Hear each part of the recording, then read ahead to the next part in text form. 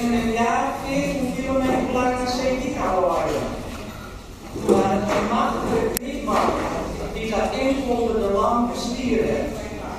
Er waren dus Hollandse onderjongens die vrouw en kines metnamen naar een koude en kille stukje grond in het noorden. Er waren ze met schierige taal. Er waren dus dorpen op dat opgeroepen land. Er waren prachtige sloten en immense grote tuinen. Er waren vaten en kanalen tot in de dorpen die de dorpsleven levendig maakten.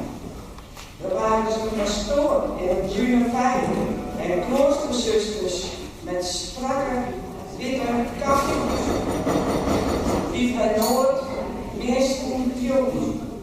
Er waren dus mannen die er kapot vroegen in het natte koude slik. Er waren dus jamfabriek en overal uitstrekkende zeeuwen en fruitbomen. Er waren dus huurstokkers die bij omgang ook na 5 uur nog bereikt waren. Er waren een machtige hoeveelheid aan molens die rondom op het wildse land zierden. Er waren monumentale zekercellen en een pronk van een boskantoor in een van die dorpen. Er waren een historische vissersketen aan de Zeedik. Er waren kines die bij avond of pompen door de struiken dragen.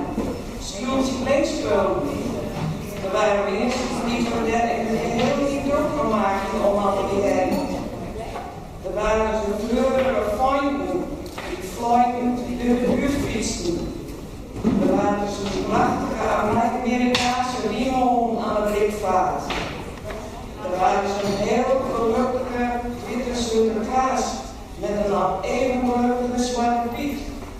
Er waren zo'n enorme bunker op de Zeedik, een monument voor de Tweede Wereldoorlog.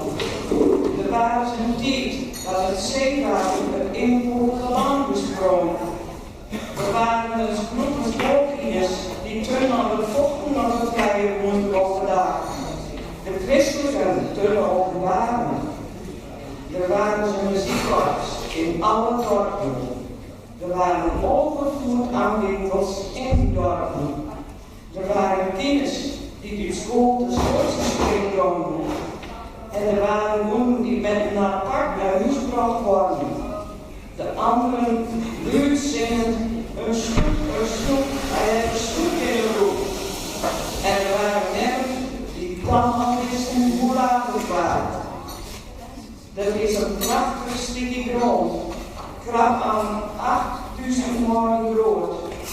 Boem op een regen, moeten we daarover zeggen. En het water